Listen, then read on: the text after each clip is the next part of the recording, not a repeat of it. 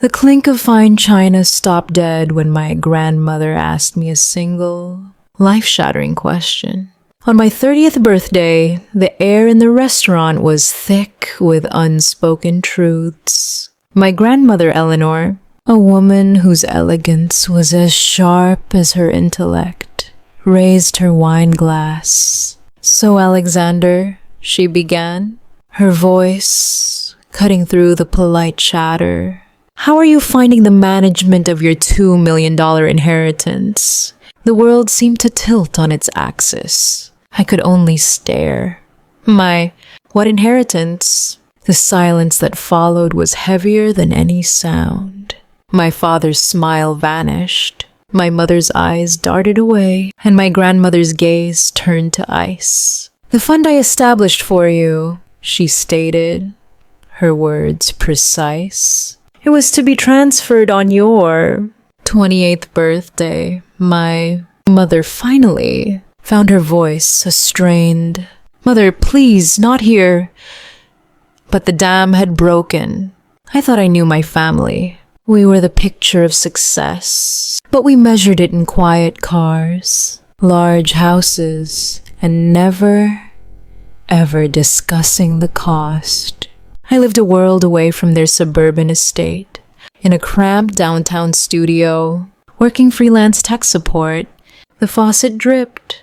The neighbors argued, but it was a life I'd built myself. My parents, Charles and Diana, lived 20 minutes away in a world of manicured lawns and new cars. Our calls were scripts. "How's work?" "Fine." Click. The last gift they'd given me was a book on entrepreneurship. While I was drowning in student debt, I'd smiled, I'd nodded, and I'd cried myself to sleep that night, realizing no help was coming. So I kept working, taking every job I could, telling myself one day I'd get ahead. Then I was laid off. The panic was a physical thing. I called my parents. "Dad, I lost my job." A pause. "You're resilient, son. You'll manage. We're booking Chez Pierre for your birthday. Don't be late." "Dad, that's $200 a plate." I protested. "Don't be dramatic, Alexander. It's a celebration." The line went dead. The week crawled by. My savings evaporated. The day of the dinner, I put on my only good shirt and took the train, watching happy people through the window, envying their simplicity. The restaurant was a temple of quiet luxury. My parents were already there, discussing their recent vacation. I felt like an outsider in my own family. Then, the maitre d' escorted my grandmother to our table. Her presence shifted the gravity in the room. After pleasantries, she turned to me. "The inheritance, Alexander. How is it being managed?" The question hung in the air. I was utterly lost. "What inheritance?" My father choked on his water. My mother's face went pale. "The $2 million, Grandma Eleanor said, turning her cool gaze to my parents. "Where is it?" My father tried to laugh it off. "Eleanor, you must be confused." "I am never confused," she replied. She gestured to a waiter. "A private room, please." We were moved in a tense procession. Inside, her lawyer was waiting with a file. "Mr. Vance," the lawyer said to me.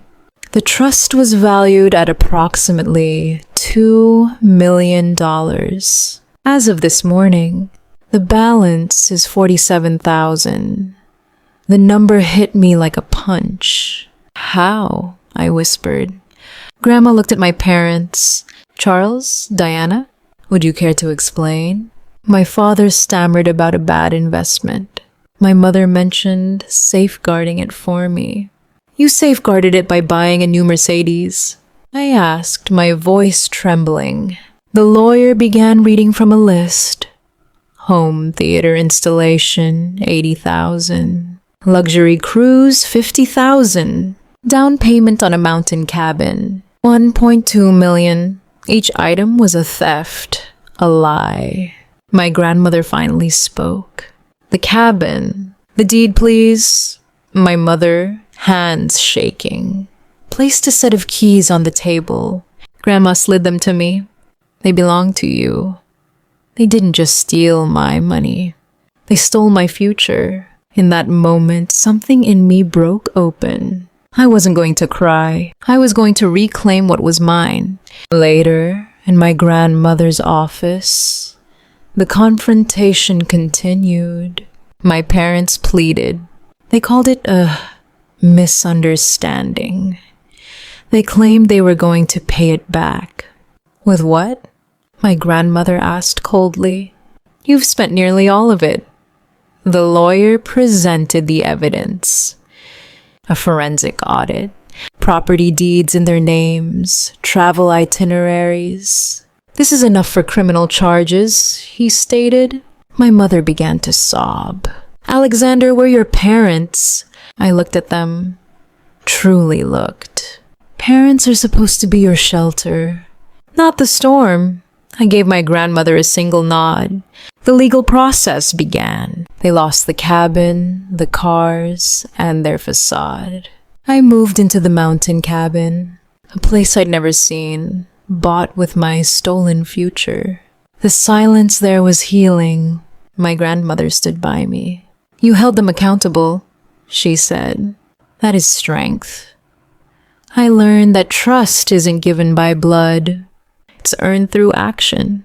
My parents showed me the price of their love, and I showed them the cost of their betrayal. If you've ever been let down by someone you trusted, you know the pain never fully leaves.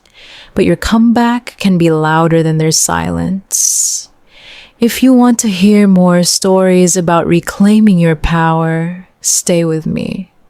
The next one might change your perspective. Please like this video and follow Winds of Thought for more.